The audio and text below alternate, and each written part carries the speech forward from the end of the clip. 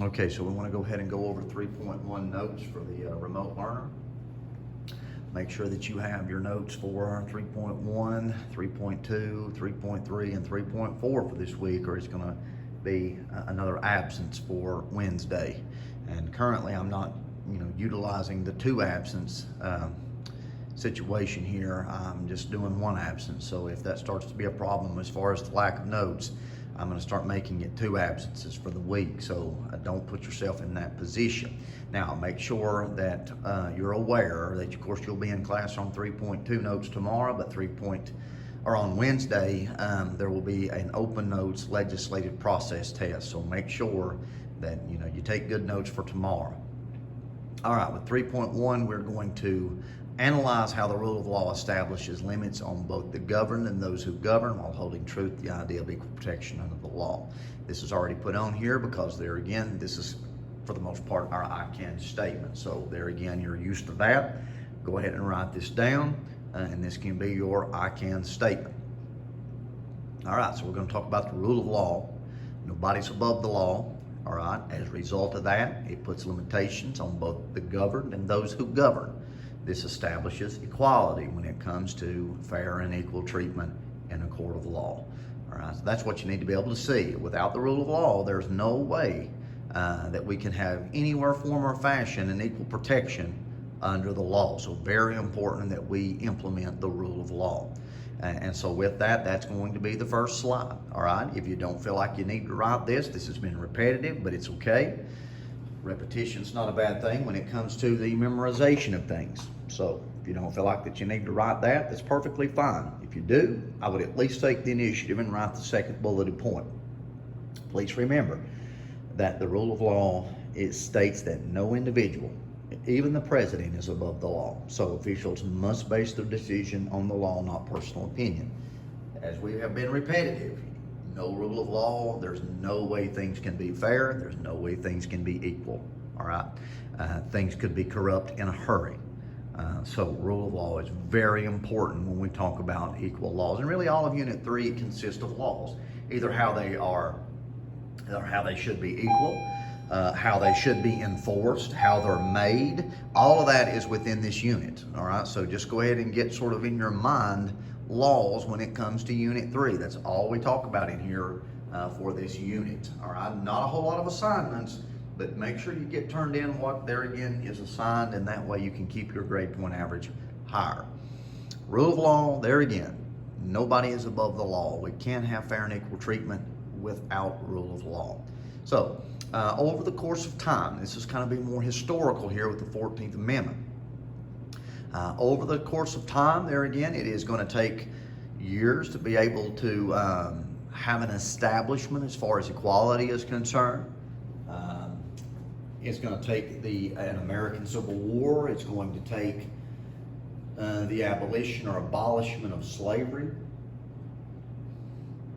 Once that occurs in 1865, the 13th Amendment of the United States is passed, which is going to do away with slavery.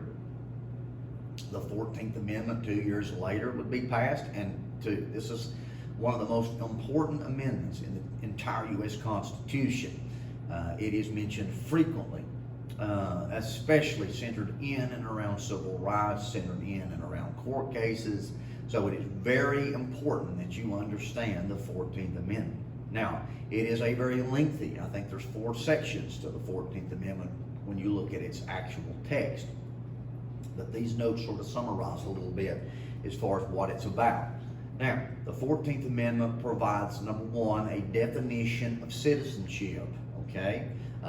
This states in the 14th Amendment that, there again, if you are born on U.S. soil, you are a citizen of the United States. Now, this was to basically allow the federal government during that day to establish citizenship. Before the 14th Amendment, states could determine who is a citizen and who is not. A case in point is in the Dred Scott case. A runaway slave puts his feet on free soil. The question is he a free man, or is he, of course, still enslaved? The ruling was that he is still enslaved because he is not a citizen of the United States. He's simply another person's property, okay? So it showed before the passing of the 14th Amendment that slaves were looked at as property. Now, what's going to happen under the 14th Amendment is going to strip that away from states to decide who's a citizen and who's property. It's going to take that away.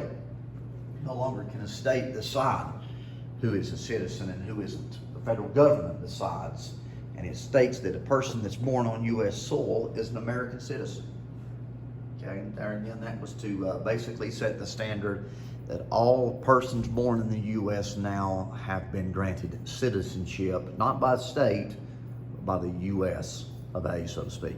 But anyway, the 14th Amendment, as far as this whole citizenship, isn't hijacked today, or a lot of people think it's hijacked. There again, 2 illegal immigrants can come into the United States, have a child, and the child now, per constitutional law, is a U.S. citizen. A lot of politicians think that the terminology needs to be changed today because there again, it seems to imply a availability to hijack the 14th Amendment just a little bit. So your conservative base, of course, who is against illegal immigration, says let's change it up. And of course you can do that, but you have to do it within the avenue of the Constitution to change it. But anyway, as we make synthesis connections throughout different time periods, it's just a good way to see how the 14th Amendment operates when it comes to the idea of citizenships. Now, also it requires, the third bulleted point states to provide equal protection. So it establishes who is a citizen. It also grants equal protection under the law to all persons. So regardless of what your race is, regardless of what your religion is, there can be no discrimination when it comes to your equal protection under the law. So that probably is the biggest thus far of the things we've talked about. Equal protection under the law. You've got to be able to associate the 14th Amendment with equal protection, or what we refer to as due process of law. All right? It was also used in the mid-20th century to dismantle legal segregation.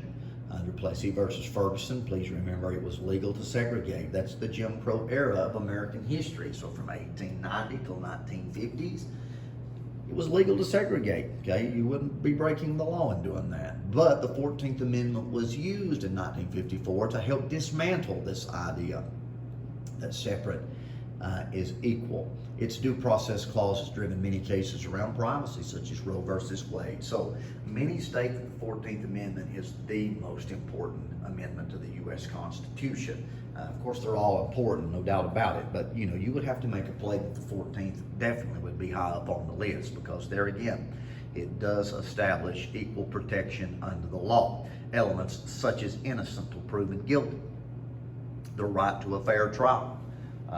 There again, even in civil cases, for that matter. So, without that, there again, it would be very, your legal system could be easily abused.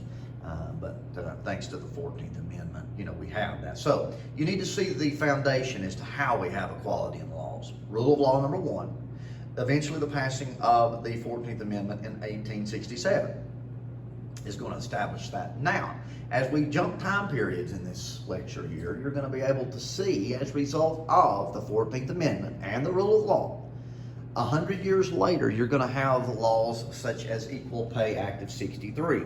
It is going to require employers to pay men and women equally when they perform equal work.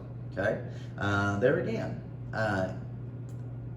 if an African American male is working just as much as the white male is working, there again, they should be equal pay. If the female is doing it, it should be equal pay. Okay? Equal Pay Act of 63. It is about keeping laws equal.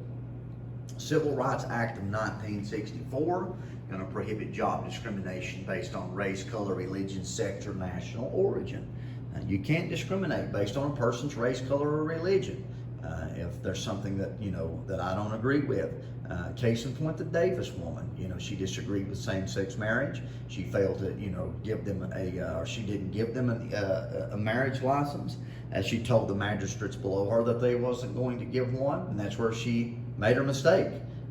Then that's where she broke federal law by doing that. If she said it's against my religion to issue a marriage license, she would have been protected of the Civil Rights of 64.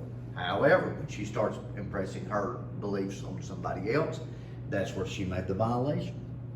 So that's a good case in point as to how the Civil Rights Act of 64 works. It's against my religion. You can't terminate, you can't discriminate on a job if it's against that particular religion. So age discrimination in employment, there again, protects individuals who are 40 years of age or older. And I'm thankful for that because I'm 3 years from being 40, so I'm glad there'll be no discrimination against me when I turn 40. It's depressing enough being 40 as it is, but anyway. The Civil Rights of 1991, which among other things provides monetary damages in case of an intentional employment discrimination. So what you're able to see here in the line of symmetry is that because we utilize the rule of law, because we passed the 14th Amendment, we're able to have all these equal laws in play from 63 to 91, at least on this smartboard here. So we can credit these and be thankful that we have, there again, in yesteryear, the 14th and the rule of law. Another one real quickly, the Americans with Disabilities Act. Second bulleted point, most notable, prohibits, makes illegal job discrimination against people with disabilities. You can't discriminate there again. You got to be able to provide these people with the opportunity to work within their physical capabilities and things like that. And that's great, that's a good thing. No question about it. You know, places like IOI is required to hire so many people in Andrews, the plant over there is required to hire so many disabled persons and give them the opportunity to work, at least within the confines of their physical capabilities, so that they too can earn money. And I think that's a great thing. So, Americans with Disabilities Act. Here's a case in point as far as, you know, how it's been put in play as far as, you know, in court. Unfortunate circumstance took place in school where a teacher was, getting onto a student for adjusting the remote. They were diabetic, and they were adjusting the remote for their insulin. And the teacher thought that they had a cell phone now, and so the child was, of course, in trouble for that, and he went to the office and things like that. And the teacher claimed that the student had their phone out, and so the child goes home, tells parents, said, "No, I didn't have my phone, had my remote." And the first thing the parents are going to do is going to show agitation, and rightfully so, and they're going to lawyer up and things like that. Well, the first thing that the lawyer is going to concentrate on, of course, is what you see right here, the Americans with the Disabilities Act. And so the case is pretty much closed after that, and all returns to normal. Everybody, backs down and things like that. So that's just sort of a good case in point as far as, how the Disabilities Act can work. And people have to be very sensitive when it comes to disabled persons. There's kind of zero tolerance for that, especially when it comes to enforcing laws as such. There again, we're not going to have laws like this if we have no rule of law, if we have no 14th Amendment. So no wonder why people say that the 14th Amendment is one of the greater constitutional amendments that we have, and that, like I said, is a very good argument. So that concludes all of 3.1 notes. You do have an assignment with the Reconstruction Amendments, 13, 14, 15. Read the actual text, fill in those blanks, and turn that in when you finish that assignment. Have a great day.